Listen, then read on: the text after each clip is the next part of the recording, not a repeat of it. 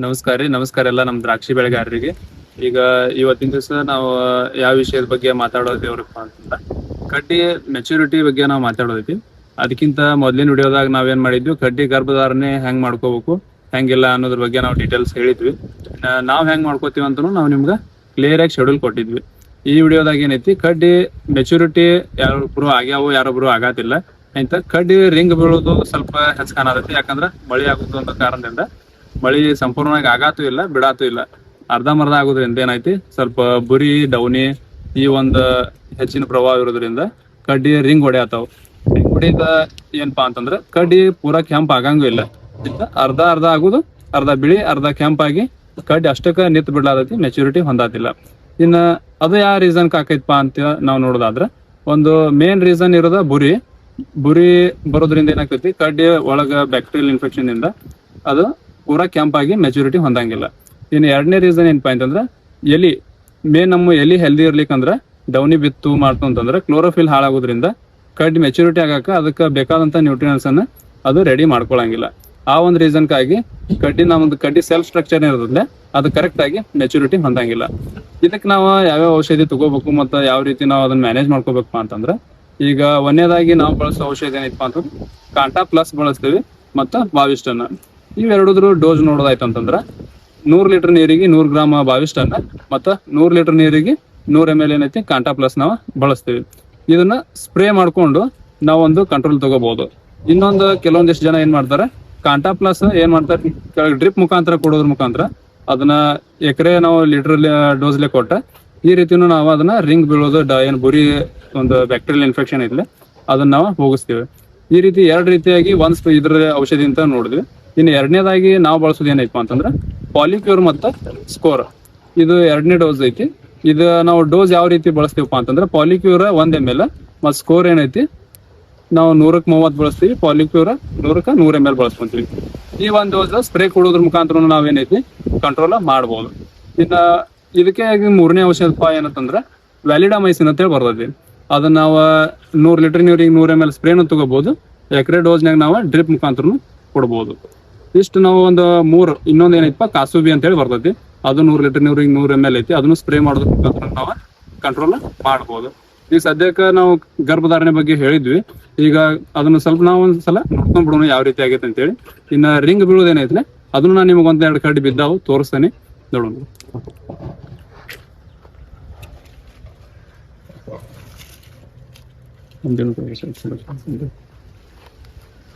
Angle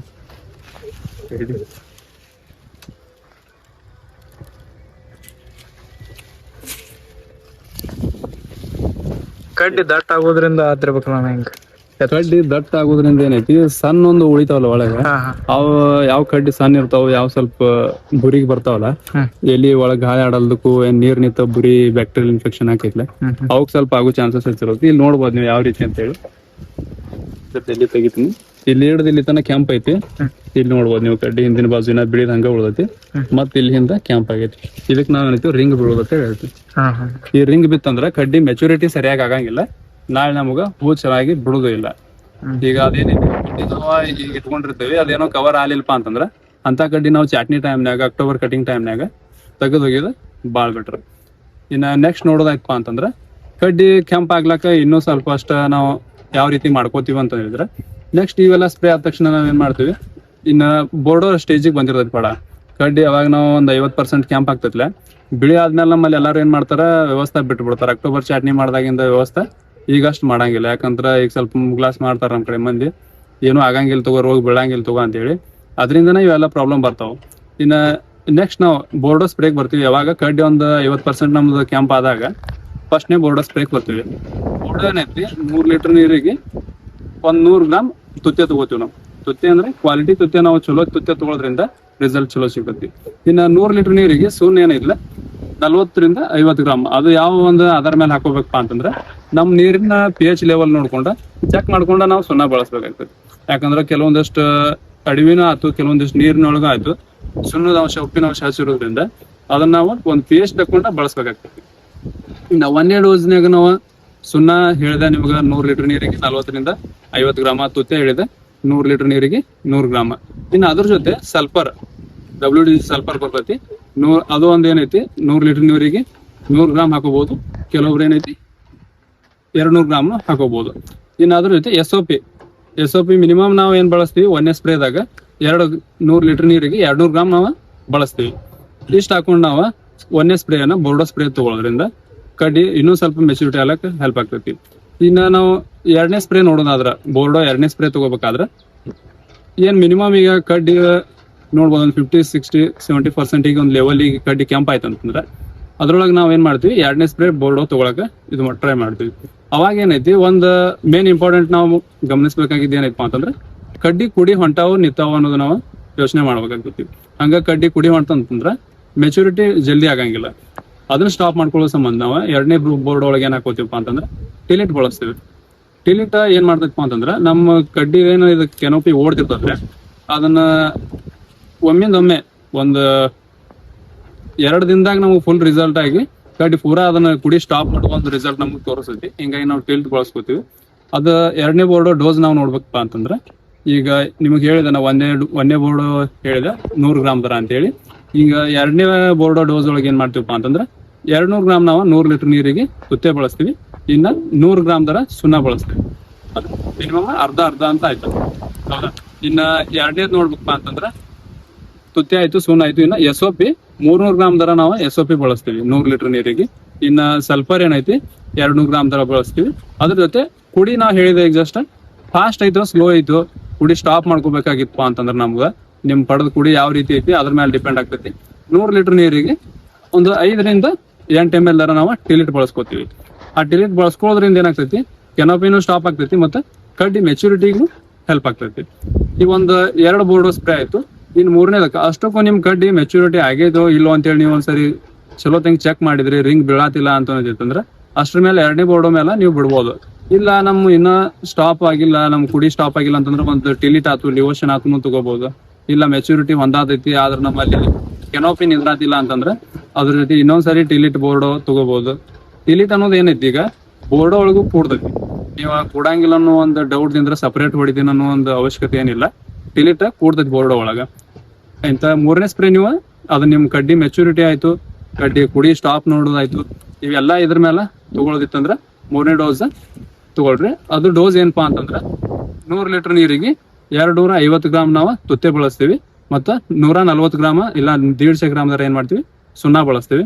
ಅದ್ರ ಜೊತೆ SOP ಅಂತೂ 300 ಗ್ರಾಮ್ 100 ಲೀಟರ್ ನೀರಿಗೆ ಫಿಕ್ಸ್ ಅದು. ಇನ್ನ ಅದ್ರ ಜೊತೆ ಸಲ್ಫರ್ 200 ಗ್ರಾಮ್ ಅಥವಾ 250 ಗ್ರಾಮ್ ಬಳಸ್ಕೊಳ್ರಿ. ಅದ್ರ ಜೊತೆ ನಿಮ್ ಕುಡಿ ಸ್ಟಾಪ್ ಇತ್ತು ಟಿಲಿಟ್ ಬಳಸ್ರಿ. ಸ್ಟಾಪ್ ಇರ್ಲಿಕ್ಕಂದ್ರೆ ಟಿಲಿಟ್ ಬಳಸ್ರಿ. ಸ್ಟಾಪ್ ಇತ್ತಂದ್ರೆ ಏನ್ ಟಿಲಿಟ್ ಬಳಸ್ಕೋ ಅವಶ್ಯಕತೆ ಇಲ್ಲ. ಕಡ್ಡಿ ಚಲೋ ತಂಗಿ ಇಷ್ಟು ಮೆಚುರಿಟಿ ಮಾಡ್ಕೋಬಹುದು ಅಂತ ಹೇಳ್ತಾರೆ. ಒಂದ್ಸರಿ ತೋರಿಸ್ರಿ ಯಾವ ತರ ನಿಮಿಷ.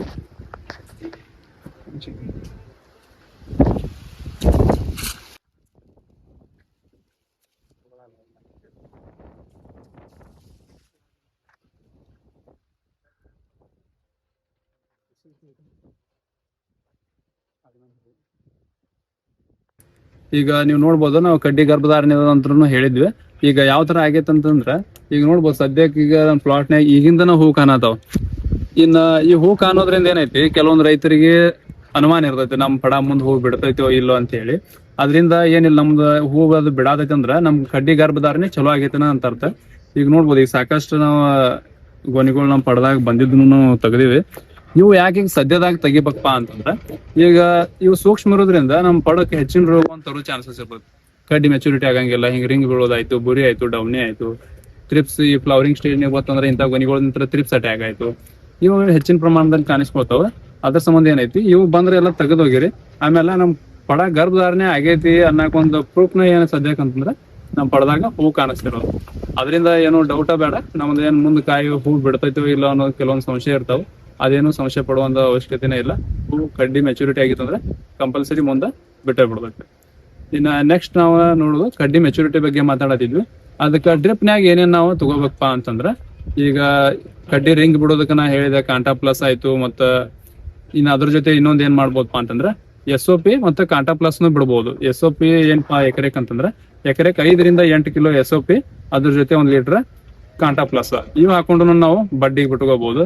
ಇನ್ನ ನೆಕ್ಸ್ಟ್ ಮೆಚುರಿಟಿಗೆ ನಮ್ ಕಡ್ಡಿ ಇನ್ನು ಕಂಪಲ್ಸರಿ ಆಗಿಲ್ಲ, ಕ್ಯಾಂಪ್ ಆಗಿಲ್ಲ ಅಂತ ಅನ್ನೋದಾಯ್ತಂದ್ರ ಗರ್ಭ ತುಂಬಿಲ್ಪ ಅನ್ನೋದಂತ ಹೇಳಿದ್ರೆ SOP ಜೊತೆ WD ಸಲ್ಫರ್ ಹಾಕೊಂಡ ನಾವು ಬಡ್ಡಿಗೆ ಕೊಡ್ಬೋದು. ಸಲ್ಫರ್ ಏನೈತಪ್ಪ ಅಂದ್ರೆ ಎಕರೆಗೆ 1 kg ಸಲ್ಫರ್ ಮತ್ತು 5 ರಿಂದ 8 kg SOP ಹಾಕೊಂಡು ನಾವು ಬಡ್ಡಿಗೆ ಕೊಡ್ಬೋದು. ಇಷ್ಟು ಮಾಡೋದ್ರಿಂದ ಏನೈತಿ ನಮ್ಮ ಗಿಡದ ಲೆವೆಲ್ನಾಗ ಪೊಟ್ಯಾಷಿಯಂ ಪ್ರಮಾಣ ಹೆಚ್ಚಾಕೈತಿ. ಹೆಚ್ಚಾಗೋದ್ರಿಂದ ಕಡ್ಡಿ ಗರ್ಭಧಾರಣೆ ಚಲೋ ಆಕೈತಿ. ಮತ್ತು ನಮ್ದೇನು ಕಡ್ಡಿ ಮೆಚುರಿಟಿ ಐತ್ಲಿ ಅದಕ್ಕೆ ನಮ್ಗೆ ಸಲ್ಫರ್ ಕೆಳಗೆ ಕೊಟ್ಟಿದ್ರಿಂದನು ಹೆಲ್ಪ್ ಮಾಡ್ತೈತಿ. ಇಷ್ಟರಿಂದ ನಾವು ಇನ್ನೂ ಕಡ್ಡಿ ಮೆಚುರಿಟಿ ಲೆವೆಲ್ ಚೆನ್ನಾಗಿ ಕಾಣಿಸ್ತೀವಿ. ಮತ್ತೇನ್ರ ಬಡ್ಡಿಗೆ ಬಿಡುದು ಈಗ ಬಡ್ಡಿಗೆ ಏನಂದ್ರೆ ನಾವು ಸದ್ಯದಾಗ ಒಂದು ಈಗ ಯಾವ್ದೋ ರೋಗ ರುಜಿನ ಬರ್ಲಾರ್ದಂಗೆ ನೋಡ್ಕೋಬೇಕಪ್ಪ ಅಂತಂದ್ರೆ ನಾವು ಲಿಕ್ವಿಡ್ ಸಲ್ಫರ್ ಒಂದು ಕೆಳಗೆ ಬಿಟ್ಕೋತೀವಿ.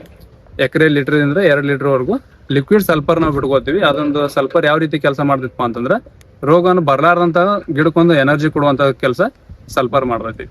ಹಿಂಗಾಗಿ ಲಿಕ್ವಿಡ್ ಸಲ್ಫರ್ನ ಒಂದು ನಾವು ಬಿಟ್ಕೊಳ್ತೀವಿ. ಈಗ ನಾವು ಸಲ್ಫರ್ ನಾವು SOP ಒಳಗೆ ಕೊಡೋದ್ರಿಂದ ಸದ್ಯದಾಗಂತೂ ಏನು ಬಿಟ್ಟಿಲ್ಲ.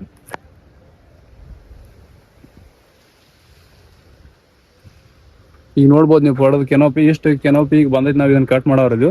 ಇದಕ್ಕಿಂತ ಹೆಚ್ಚು ಕೆನೋಪಿ ಬಿಡೋದ್ರಿಂದ ಏನೈತಿ ಗರ್ಭಧಾರಣೆ ಡಿಲೇ ಆಗೈತಿ. ಕಡ್ಡಿ ಮೆಚುರಿಟಿ ಜಲ್ದಿ ಆಗಲ್ಲ.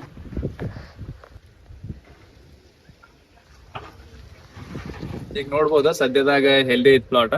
ಈಗ ನಾವು ಏನ್ ಮೇನ್ ಇಂಪಾರ್ಟೆಂಟ್ ಏನಪ್ಪಾ ಅಂತಂದ್ರೆ ನಮ್ದು ಈಗ ಲಾಸ್ಟ್ ಅಕ್ಟೋಬರ್ ಕಟಿಂಗ್ ನಾನು ನಮ್ದು ಏನ್ ಕೆನೋಪಿ ಲೆವೆಲ್ ಆಯ್ತು ನಮ್ದು ಇದೇನ್ ಎಲ್ಲಿ ಒಂದು ಹೆಲ್ದಿ ನೋಡ್ಕೊಳ್ಳೋದ ಭಾಳ ಇಂಪಾರ್ಟೆಂಟ್ ಇದೆ. ಯಾಕಂದ್ರೆ ಎಲ್ಲಿ ಹಾಳಾಯ್ತಂದ್ರ ಗಿಡ ವೀಕ್ ಆಗೋ ಚಾನ್ಸಸ್ ಹೆಚ್ಚಿರ್ತೈತಿ. ಹಿಂಗಾಗಿ ನಾವು ಮೊದಲ ಎಲಿ ಸಂರಕ್ಷಣೆ ಮಾಡೋದು ಭಾಳ ಇಂಪಾರ್ಟೆಂಟ್.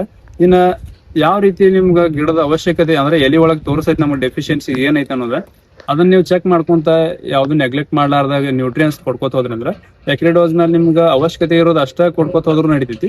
ನ್ಯೂಟ್ರಿಯನ್ಸ್ ಬ್ಯಾಗ್ನು ಬರ್ತಾವ ಅದ್ರೂ ಕೊಡ್ಬೋದು. ಈ ರೀತಿಯಾಗಿ ನಾವು ಯಾವ್ಯಾವ ನ್ಯೂಟ್ರಿಯನ್ಸ್ ಡೆಫಿಷಿಯನ್ಸಿ ಕಾಣಿಸ್ತೈತಿ ನಾವು ಪ್ಲಾಟ್ ತೋರಿಸೈತಿಲ್ಲ ಎಲಿ ಒಳಗ ಅದನ್ನ ಕೊಟ್ಕೋತ ಹೋದ್ರು ಭಾಳ ಖರ್ಚಿನಾಗೂ ಉಳಿತಾಯ ಆಕೈತಿ ಮತ್ತು ನಮಗೂ ಚಲೋ. ಈ ರೀತಿಯಾಗಿ ನೀವು ಎಲ್ಲಿ ಒಂದು ಸಂರಕ್ಷಣೆ ಮಾಡ್ಕೋತ ದಂಡಿತನೂ ಇದ್ರೆ ಅದು ನಮಗೆ ಪ್ಲಾಟ್ ರಿಸಲ್ಟ್ 100% ಕೊಡ್ತದೆ. ಇನ್ನು ಸದ್ಯಕ್ಕೆ ಇಷ್ಟ ವಿಡಿಯೋ ಇದು ಸಾಕು. ಇನ್ನು ಜಾಸ್ತಿ ಹೇಳ್ತಾ ಹೋದ್ರೆ ಭಾಳ ಲೆಂದಿ ಆಕೈತಿ, ಯಾರು ನೋಡಂಗಿಲ್ರಿ ನೀವು. ಇನ್ನು ಮುಂದಿನ ವಿಡಿಯೋದಾಗ ಏನೈತಿ ನಾವು ಡೊನ್ ಹುಳ ಆಯ್ತು ಮಿಲಿಬಾಗ್ ಆಯ್ತು ಈಗಿಂದನೇ ಹೆಂಗೆ ಕಂಟ್ರೋಲ್ ಮಾಡ್ಕೋಬೇಕು, ನಾಳೆ ಗಿಡ ಹುಳ ತಿನ್ನಲ್ದಂಗ ಹೆಂಗೆ ನೋಡ್ಕೋಬೇಕು ಅನ್ನೋದು ನೆಕ್ಸ್ಟ್ ವಿಡಿಯೋದಾಗ ಒಂದು ವಿಡಿಯೋ ಮಾಡಿ ಹಾಕ್ತೀವಿ. ನಮಸ್ಕಾರ.